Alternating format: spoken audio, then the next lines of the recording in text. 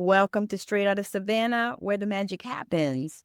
And I am so excited that my guest, Severine, is here, and she is just an amazing spirit. Now, I'm going to share a little bit about Severine, and then she's going to come on and talk to you. Severine discovered her mediumship at 15 when her late grandpa came to her first through automatic writing. She then met her guides that would help her lead her life and eventually asked her to become a medium and share the messages from the spirit world. Severine has been giving mediumship readings for decades and became a mediumship mentor a couple of years ago. She bases her teaching in the natural aspect of spirit communications to guide her mentees to access their uncomplicated mediumship and innate connections to spirit. And you can find her at her website, www.silverliningsreadings.com, and on Instagram at Severine Psychic Medium, and on Facebook as well. And all of her links will be in the show notes. So let's have a conversation. Severine, welcome in. Share with the people anything you want to share.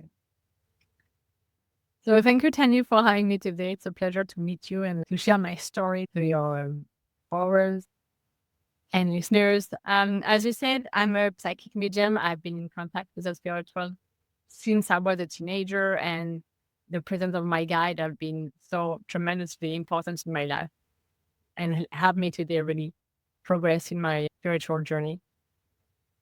I have business. I give readings, mediumship and psychic reading, but I mostly spend my time in my favorite activity, which is mentoring people who want to develop their mediumship. So I'm a mediumship mentor. I have practice circles. I have a private and group mentorship. I'm devoting my time between the readings and the mentorship. Oh, I'm from France. Originally, I've moved to Canada in 2011. So it's been 15 years now. And I've enjoyed that. It's really my adoptive country. I love the people here. I feel more aligned with them than in France. It's just because they are more close to nature. They are more peaceful, maybe, and caring to each other than the types of friends where I come from. Even though I love everybody over there, I just feel more aligned with people from Canada. I get that. I feel that way about the West Coast. I'm from USA and Southeast, and I absolutely love the vibe out West. It's just, I feel more aligned and I feel at peace. And it's amazing when you get to that place. And it took me so long, it took me many years to get here, but in many different places that I've lived. But so let's talk a little bit about your mediumship. I want to ask you a couple of questions. You discovered your mediumship at 15 when your grandfather came through in the automatic writing. So how did that moment shape your sense of spiritual authority as you grew into adulthood?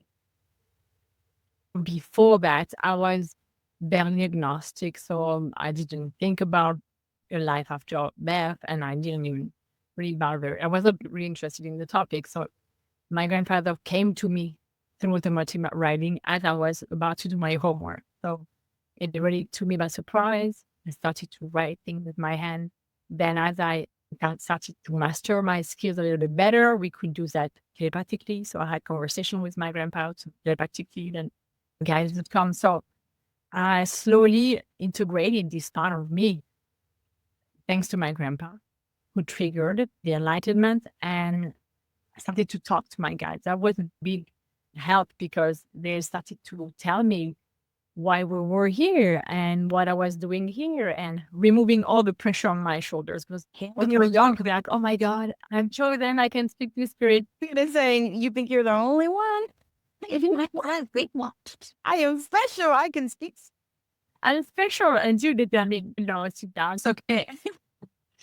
But they helped me finding my path, helping me making choices and supporting me in my choices. And from there, I had a loving and hate relationship with my mediumship for a little while, because I started to come out as a medium and I had a very broad spectrum of answer. People would say, oh, that's great. Tell me more. Can you do a reading for me? And others would be like, oh, you're talking to the devil. Others would be like, oh, you're hearing voices. You're crazy. And at some point, I was just 15, 16. I didn't know who to believe. I had no proof that what I was doing was happening or very solo. At some point, I was like, I don't know where it's taking me. So I took a break with my mediumship around 17. Mm-hmm. And I was also 17, 18. So I don't think it's It's great. Exactly. But spirit and my guides were always there. I had beautiful encounters with spirit while I was retired from mediumship.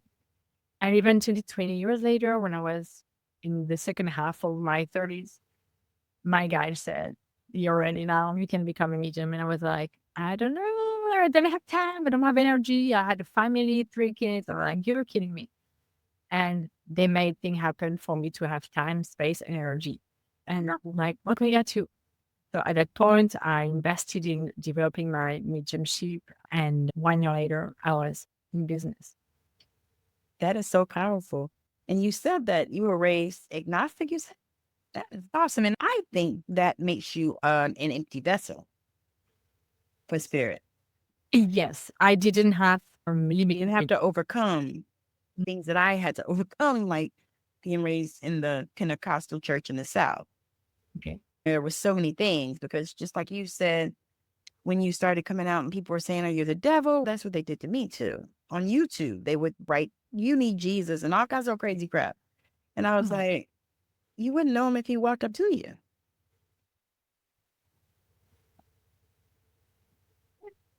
But I feel like being raised agnostic really was a leg up for you because you didn't have to unlearn a bunch of crap. You just, they could, everything that I received at his wasn't tainted with any. yes, The beliefs came later when people started to tell me, oh, if you contact spirit, earthbound spirit are devilish. They can pretend they're someone they're not. yeah. Oh my God, I'm being taken for a fool. So their belief tainted me. And I had to work on that 20 years later.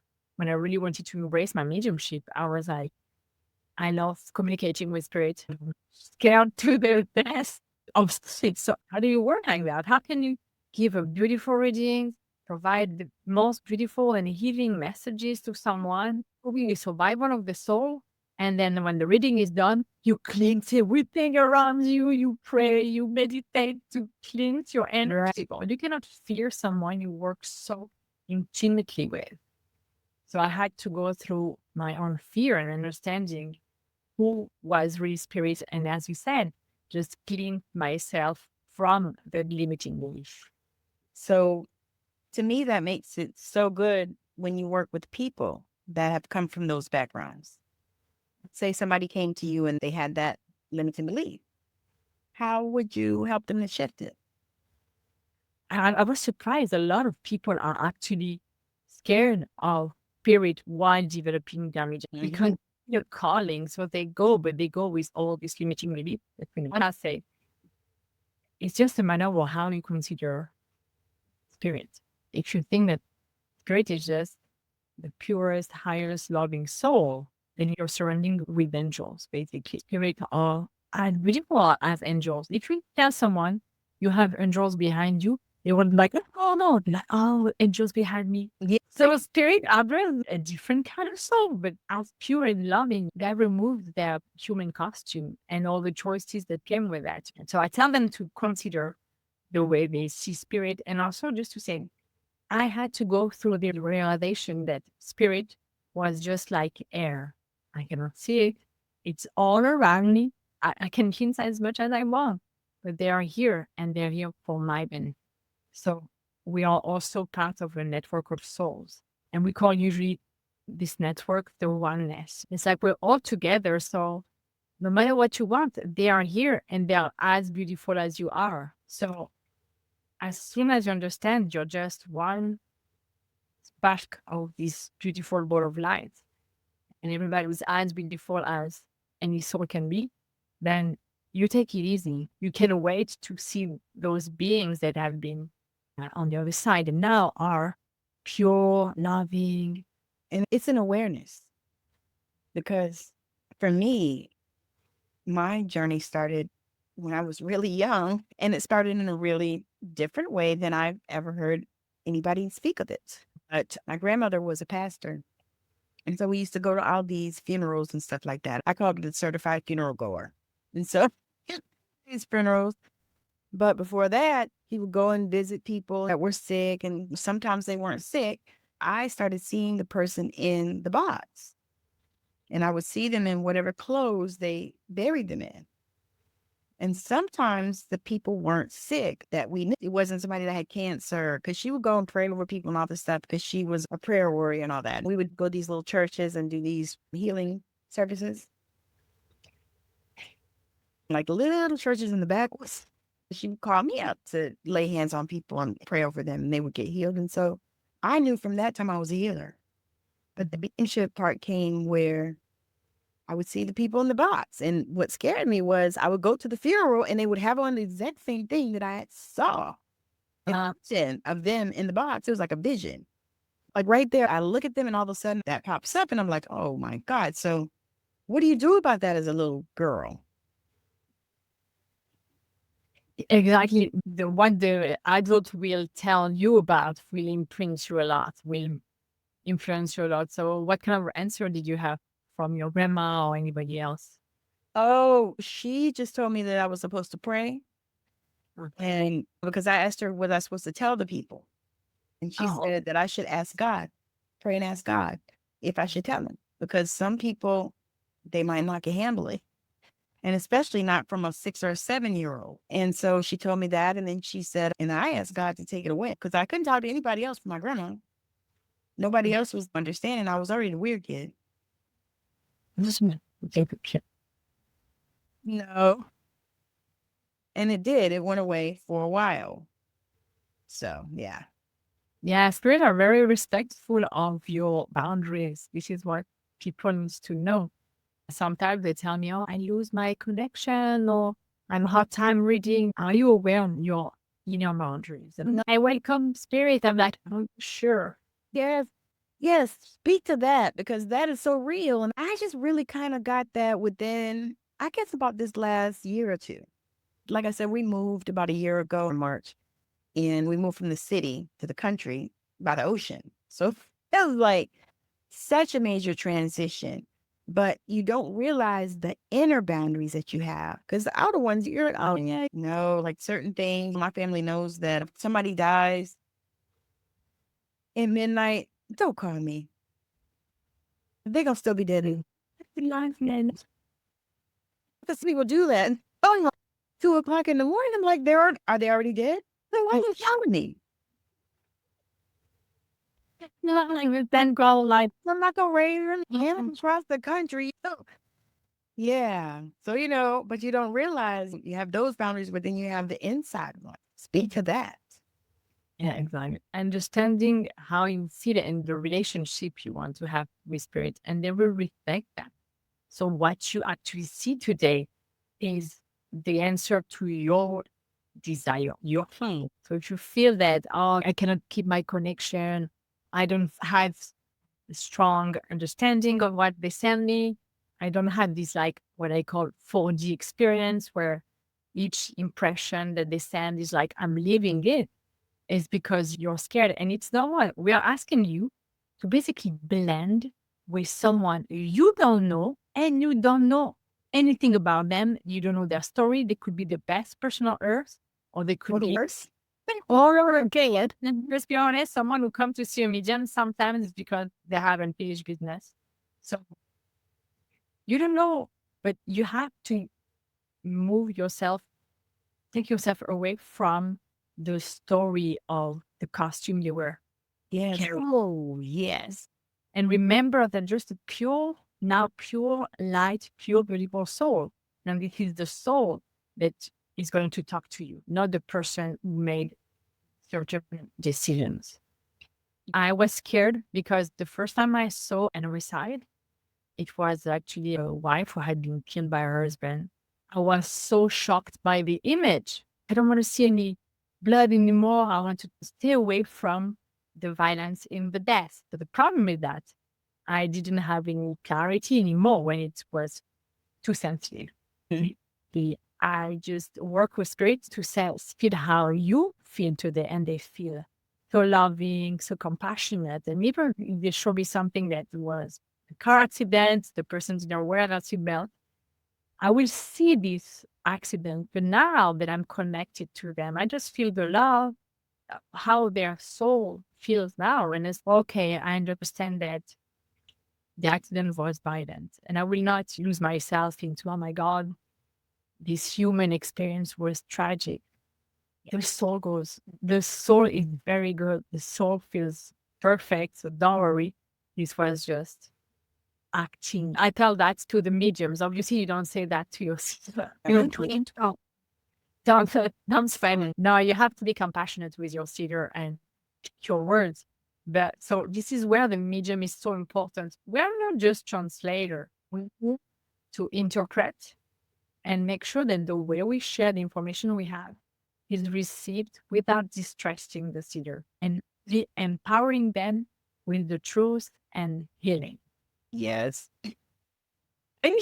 Yes, because my first time going to a medium, I went to see a young lady in the United States in the West.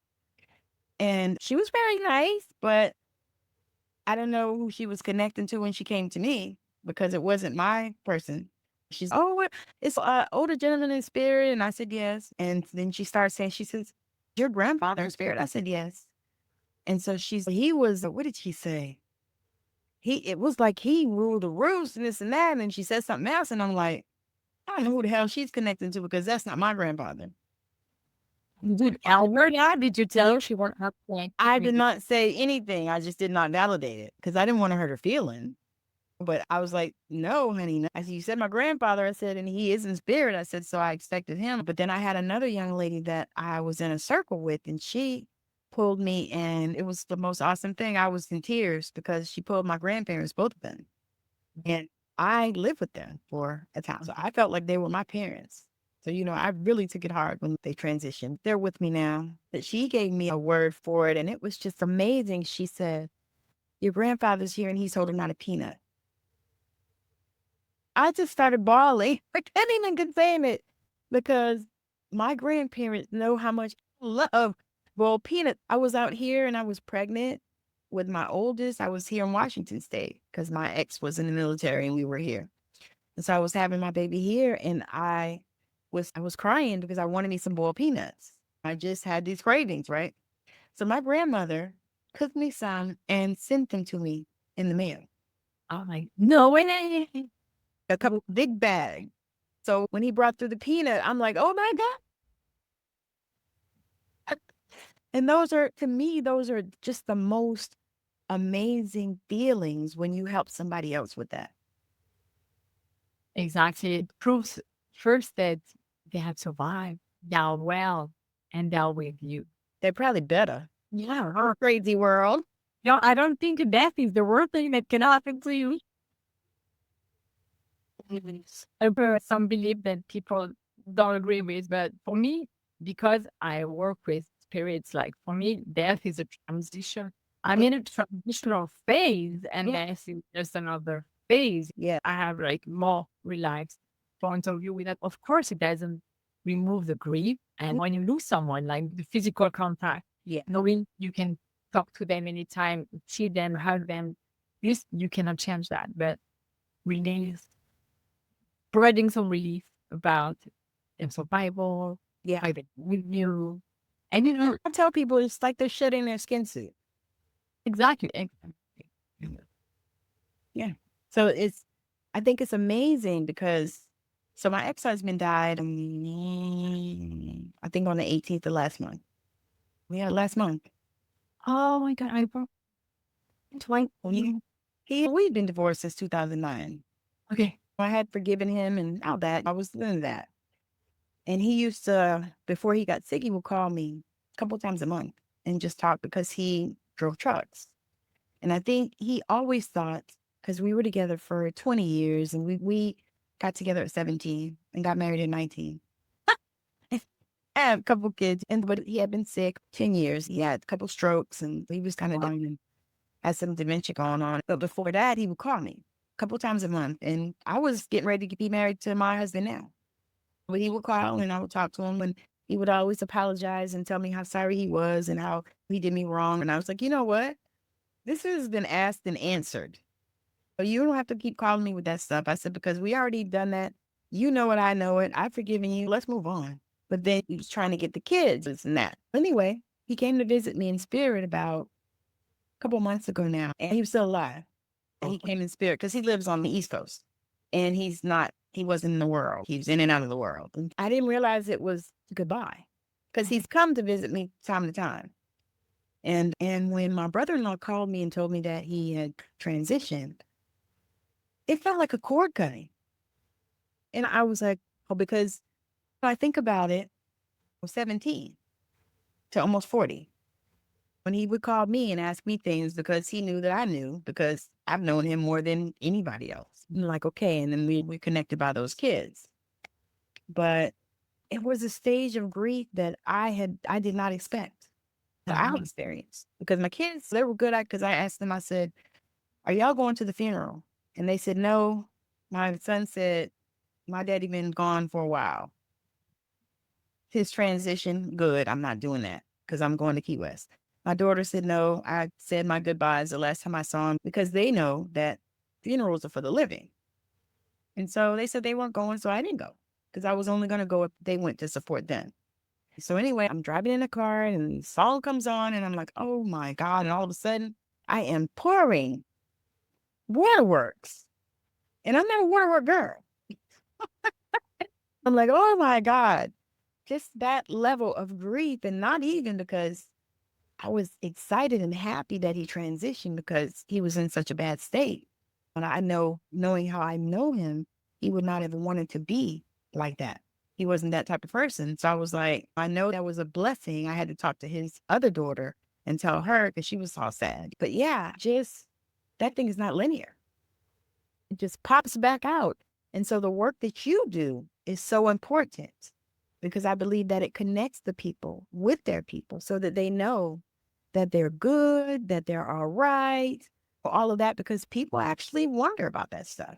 I would say the first thing that people come for medium for would be to know if their loved one have survived and crossed the line. They're scared they don't cross the line for any reason. I think it's just another belief. But so we just reassure them. But then when they realize that they can prove more than just the survivor of the soul, and they can come and say, look, you're going through that grief, obviously. This is how I can help you with grief, or I'm going to be with you the whole time, or I'm sending you sign.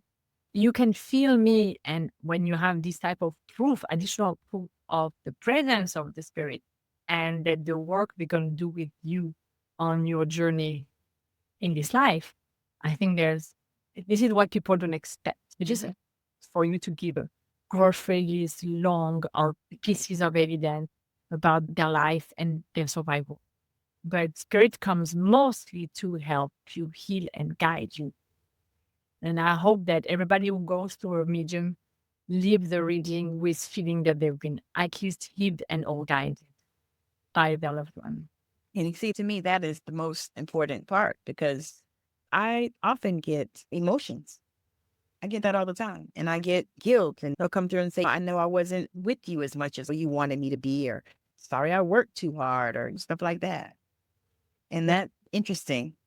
If I can come back to your story with your ex, the fact that he would come back at you with, I'm sorry, I want you to know that I wouldn't have done that. He was doing the work to cleanse his soul, to go on the other side, so that when he is on the other side and he's shown his life through your eyes, he will not be shocked by what he sees, but like, yes, I know we talked about that. And I empathize with her. I repent to her. She forgave me. And now you move on to another choice and decision you made. But by doing this work on earth with you, he gave a big gift to his soul to not be impacted on the other side by this decision or his acts. Because it's 1,000,000 times harder when you're a pure soul to understand why you did such a thing, to accept you did that. So often, a spirit would come and say, I'm sorry, I need to apologize, or I need her to know. So often they come to fix things that they couldn't fix when they were alive. But now it's harder because the higher soul and they don't understand, they don't forgive themselves. Basically, the whole life review process is to forgive yourself and try not to do it again next life. So the second thing that I hear in your story is that when you said, hey, it's okay, I forgive you, and he was giving you the opportunity to really process versus it's in the past, I don't care. There were most likely a chance that both of your souls have talked and said, let's try to fix both sides of the story. Yes. And you like saying, I'm a strong woman, I have moved on. You didn't really maybe there was something else to work on. This is why grief hit you so hard by surprise. I was shocked how it hit. And I'm like, because our process, I was good. Even when my brother called me, I was kind of expecting it because I actually did have a dream that he transitioned earlier in the year. And I was like, all right, my son and I had been talking about him. My son was like, Mom, he wouldn't want to live like that. And I was like, no, he wouldn't. And so my son said, well, I'm going to activate peace for him so he can move on. And I thought, that is such an amazing thing to say. My son is 34. And he just said that. And I was like, okay. He's going to activate peace. But what did he mean by that? He said he was going to activate peace in him so that he could transition. That's really cool. Yeah. And I was like, you know, I heard you say that you try to teach your kids to be more spiritual, to be aware of their spirituality and all. And I think this is the best thing you can do for a child is to let them embrace the very high potential medium spirituality they have. yes. And live their life through this type of processing emotion versus processing events. Yeah. Yes. Landing it, everything comes from within. Yeah. Unfortunately, but my kids are still young, but I haven't yet gone through that phase where I want them to really embrace their spirituality. It took me a while, as I said, to embrace my own because I had fears. And I was like, when my kids would tell me, Mommy, there's someone on the ceiling. Don't talk to them. I know that I just cut their mediumship right now. Don't talk to them. So I was just repeating what I had lived. But now that I've embraced my mediumship, I really want them to eventually become emotionally intelligent humans. Yeah. Because we need that. I am so grateful for this conversation. Me too. It was a pleasure to talk to you. And we're going to land this plane. But first, I have one question that I ask all of my guests. And that is, if there was anything in the world that you could change, what would that be and why?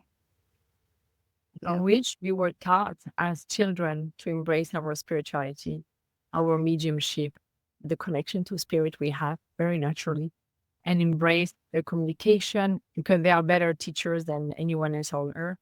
And also, we would be way more aligned as we grow up as adults. We will be aligned with who we are and what we want to do on this earth. If we were still in touch with our spiritual side. Yes, I agree 100%. I had a young lady that came on and she said that it was kind of neat.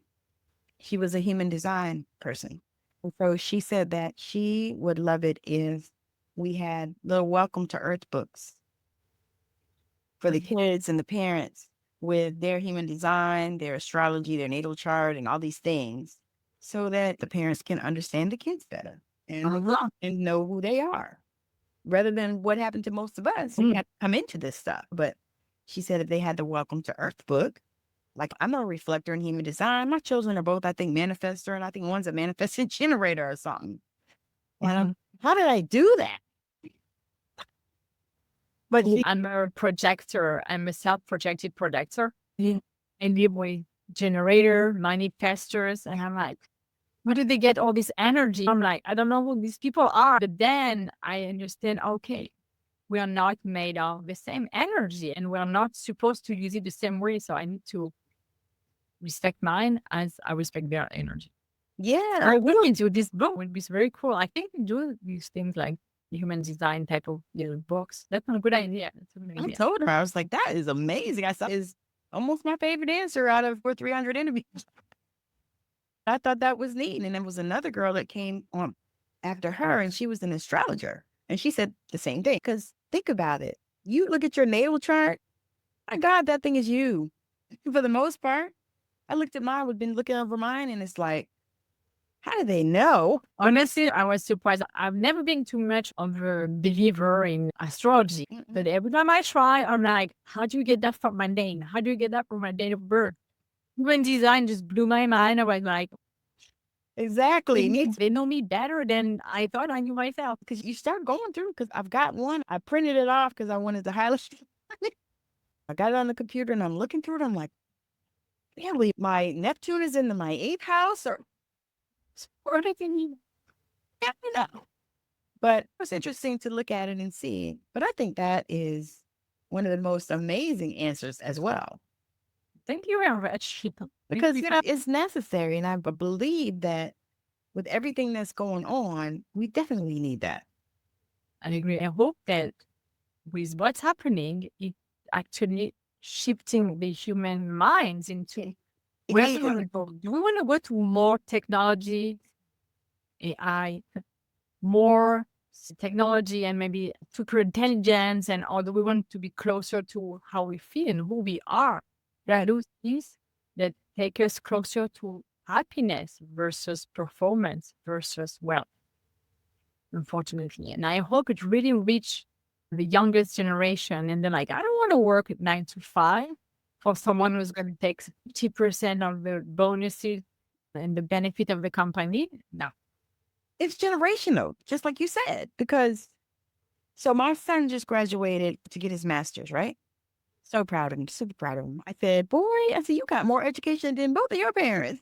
I said, Wow. but you know what? It's a time and it'll be fine and divine timing and all that. So anyway, I said, so my mom's, oh yeah, he finished the, I said, yeah. She said, well, he can get a job over you. I said, he ain't even looking for no job. I said, that boy is creating a foundation. Yeah. Then he said he's not designed to work for people. He was like, I do what I do now to do what I need to do. The more we have people who are their own boss, then the people who are like managing the world with their super big company, international company, will be able to manipulate us. If you're your own boss and you're aligned to what you want, you spread the word without being influenced by people in a higher. Absolutely. So I just want to tell you, I appreciate you, Severine. I thank you for your time. I thank you for coming on here and having this beautiful conversation that we've had. It was a pleasure meeting you today. Hope we can talk again. Absolutely. So share where the people can connect with you, the best place. So I have my website that is silverliningreading.com. And there you can send me an email. You can see what we can offer. Maybe we can have a little call to see how we can help you. But I'm also obviously on social media. You can find me at Severine.psychicmedium on Instagram and Facebook. Awesome. All right. So we are landing this plane. Thank you so much for joining us on Straight Outta Savannah. This is always a good time. I hope that it has been as good for you as it has been for us. And I hope that your day is magical and that you do something good for yourself.